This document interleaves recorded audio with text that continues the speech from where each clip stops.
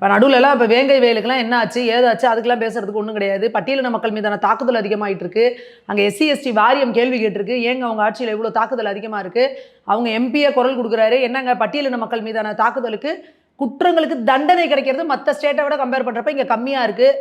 இப்படிலாம் நடந்துட்டு திடீர்னு பார்த்தீங்கன்னா நடுவில் ஏதாவது பேச்சு முடிச்சிருக்கா பார்த்தீங்களா? ஏன்னா கூட்டணிக்கு சீட்டு வாங்கணும், பெட்டி வாங்கணும், அமௌண்ட் வாங்கணும். அப்போ நீங்கள் என்ன பண்ணுவீங்க?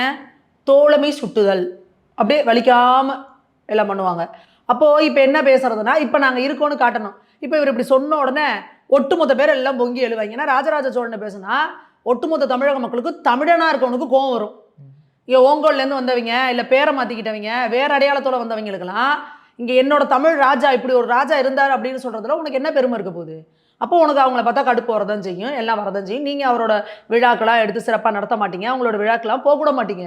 தமிழனாக இருக்க ஒவ்வொருத்தனுக்கும் ராஜராஜ சோழனையும் ராஜேந்திர சோழனையும் சொன்னால் கோவம் தான் வரும். அப்போது அதை பற்றி நீங்கள் பேசி இப்போ என்ன பண்ணுவீங்க?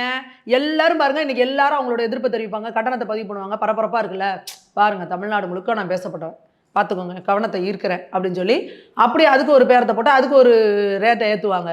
இந்த அரசியல் தான் நீங்கள் பண்ணிகிட்டே ஒழிஞ்சு மக்களுக்கான அரசியல், ஆக்கப்பூர்வமான அரசியல், பட்டியலின மக்களுக்கான அரசியலை நீங்கள் என்ன முன்னெடுக்கிறீங்க?